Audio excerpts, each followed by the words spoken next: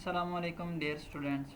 After completion the short question of chapter number 3, today we will start numerical problems of chapter number 3. तो problem number 3.1 इसकी statement read करते हैं. A helicopter is ascending vertically at the rate of 19.6 meter per second. When it is a height of 156.8 meter above the ground, a stone is dropped. How long does the stone take to reach the ground? अब इसकी statement को समझते हैं. उसने हमें statement में ये बताया है कि एक हेलीकॉप्टर जो है वो वर्टिकली अपवर्ड जो है वो असेंड कर रहा है. वर्टिकली असेंड कर रहा है. असेंड करने का मतलब ये है कि ऊपर जा रहा है. वर्टिकली स्ट्रेट लाइन के लॉन्ग ऊपर जा रहा है और उसकी जो वेलोसिटी है उसकी वैल्यू उसने हमें बता दी है. और जितने डिस्टेंस पे वो गया है और वहाँ से एक स्टोन को फेंका गया है वो डिस्टेंस बता दिया है. यानी जो वर्टिकली हाइट पे था वो 156.8 मीटर की, तो वहाँ से एक स्टोन ड्रॉप किया गया. अब हमने ये फाइंड करना है कि ये जो स्टोन है ये कितना टाइम लेगा ग्राउंड तक पहुँचने में. तो आइए कैलकुलेशन को स्टार्ट करते हैं. सबसे पहले गिवन डाटा लिखते हैं जो कि अभी हमने बात की.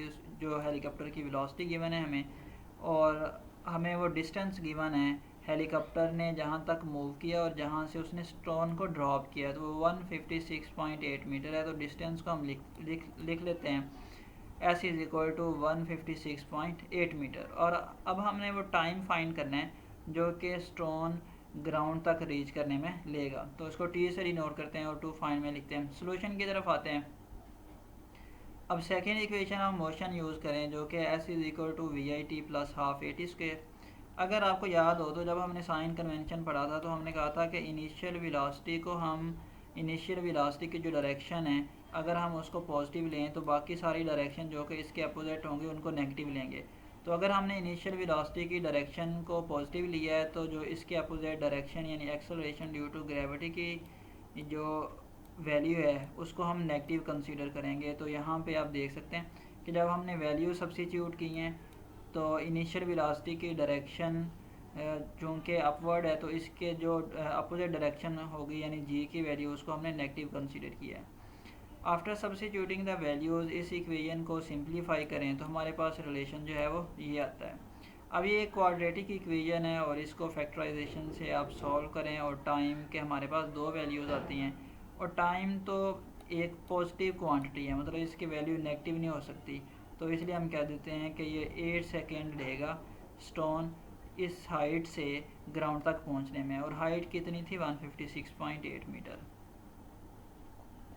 नेक्स्ट प्रॉब्लम डिस्कस करते हैं 3.2. इसकी स्टेटमेंट रीड करते हैं 3.2 की.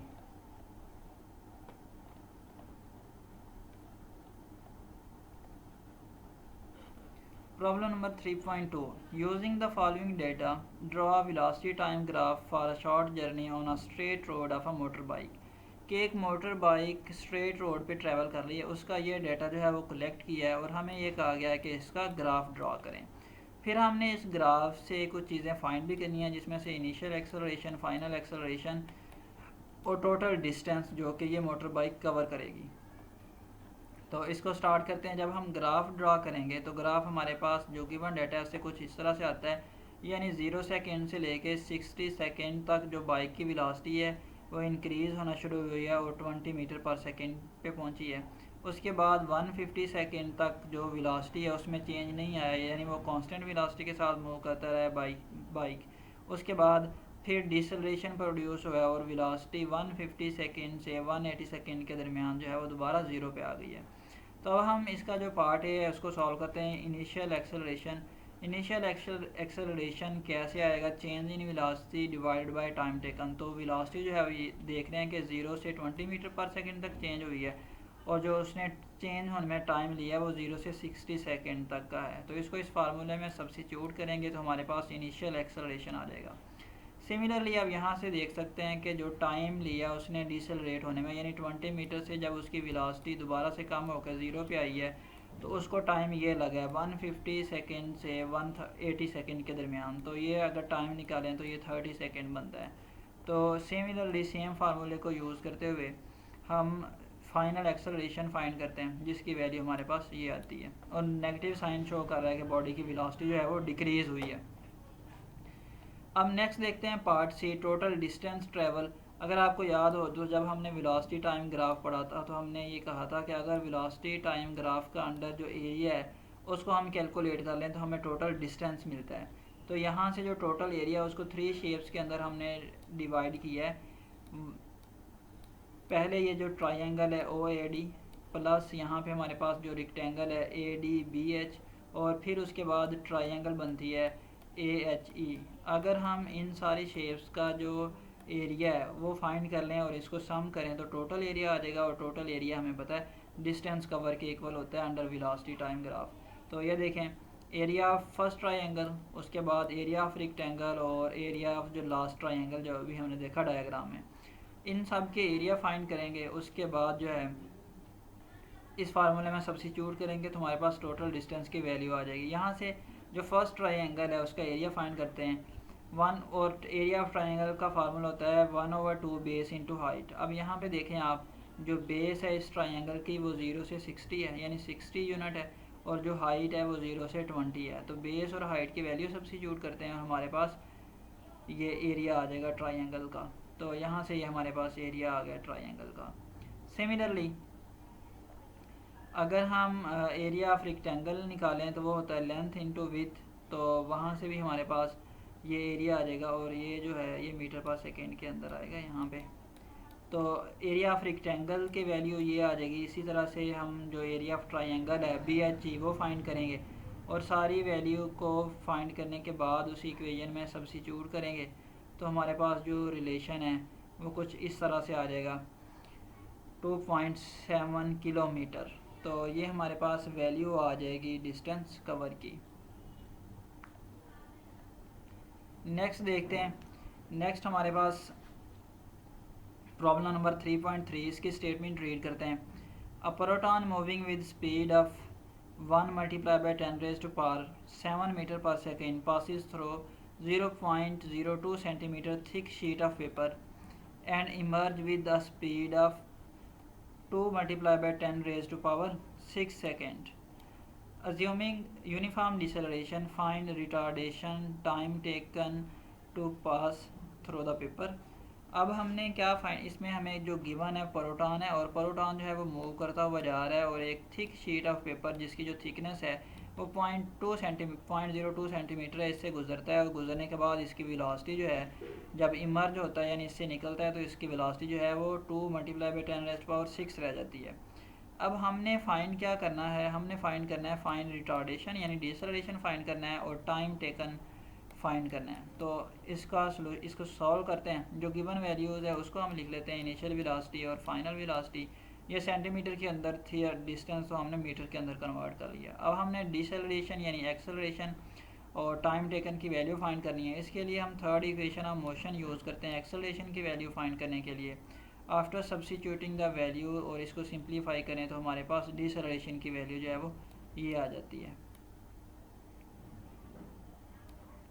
उसके बाद अगर हमने टाइम टेकन फाइंड करना है तो इसके लिए first equation of motion use करेंगे, वैल्यू सब्स्टिट्यूट करेंगे।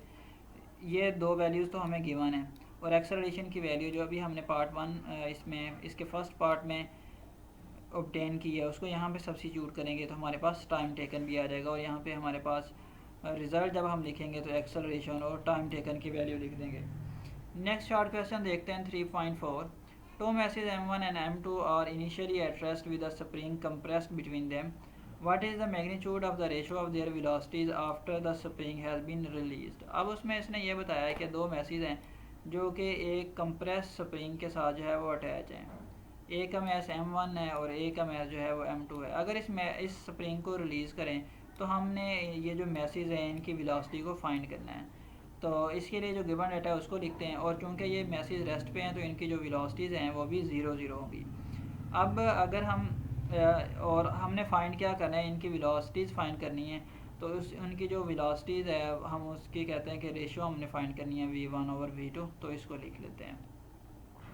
अब अगर इस सिस्टम पे law of conservation of momentum को अप्लाई करें तो वो कुछ इस तरह से आता है, initial momentum is equal to final momentum.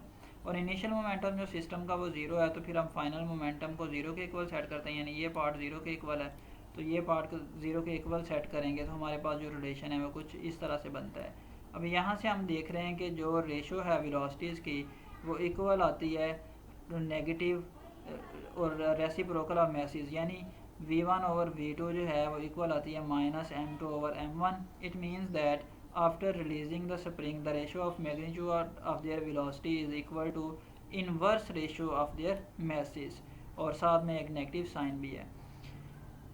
Problem number 3.5, इसके स्टेटमेंट को रीड करते हैं. An amoeba of mass 1 multiply by 10 raised power -12 kg propels itself through water by blowing a jet of water through a tiny orifice. अब इस बात का क्या मतलब है कि अमेबा आपको पता है ऑर्गेनिजम्स है और ये प्रोपेल करता है, अपने आप को धकेलता है पानी में बाय और वाटर को जो है ये रिलीज़ करता है. और उसने बता दिया उस अमेबा का जो मैस है वो इतना है और वाटर के अंदर वो एक स्मॉल होल से वाटर को प्रोपेल करके अपने आप अब वाटर को रिलीज़ करता है और अपने आप को प्रोपेल कर रहा है, यानी आगे की तरफ धकेल रहा है. The amoeba ejects water with the speed of 1 multiply by 10 raised to power 4 metre per second. और जिस स्पीड से वो वाटर को इजेक्ट कर रहा है उसकी स्पीड हमें बता दी है और जो वाटर फ्लो का रेट है kg मीटर पर सेकेंड वो भी बता दिया. ये हमें यूनिट से पता चला कि ये जो मैस फ्लो पर सेकेंड है, यानी kg यूनिट है मैस का और टाइम का यूनिट है सेकेंड. तो ये जो क्वांटिटी बनती है ये हमारे पास बनती है रेट ऑफ वाटर यानी मैस फ्लो पर second. Assume that water is being continuously replenished so that the mass of the amoeba remains the same. तो अब इसको जो है वो सॉल्व करते हैं. सबसे पहले तो गिवन वैल्यूज़ लिखते हैं. तो mass of amoeba, speed of water ejector, उसके बाद जो रेट ऑफ वाटर है वो हमें दिया गया है कि मैस पर सेकेंड. उसके बाद हम देखते हैं कि हमने फाइंड क्या चीज़ें करनी हैं. तो हमने यहाँ से देखें पार्ट ए में उसने हमसे पूछा है what would be the acceleration और पार्ट बी में उसने हमसे पूछा है कि what is the force of surrounding water on the amoeba, कि उसका एक्सेलरेशन क्या होगा और वाटर की वजह से उस अमेबा पे जो फोर्स लग रही होगी उसकी वैल्यू हमने फाइंड करनी है. तो हमने ये फार्मूला पढ़ा था, अगर आपको याद हो, जब हमने फोर्स को रिलेट किया था मोमेंटम के साथ. Applied force is equal to m v into t और m ओवर टी यानी मैस पर सेकेंड इसकी वैल्यू हमें गिवन है और जो स्पीड है वाटर की वो भी गिवन है. तो हमारे पास ये फोर्स का फार्मूला आ जाता है. इस फोर्स को यूज़ करते हुए हम सेकंड लॉ के अंदर अगर सब्स्टिट्यूट करें तो यहाँ से हम एक्सेलरेशन की वैल्यू को फाइंड कर सकते हैं. अब ये जो सेकंड पार्ट है इसका the force of surrounding water उसको भी हम इस फार्मूले से फाइंड कर सकते हैं. F is equal to m over t multiplied by v. तो ये फोर्स आ जाएगी जो कि सराउंडिंग वाटर उस पर लगा रहा है. Thank you.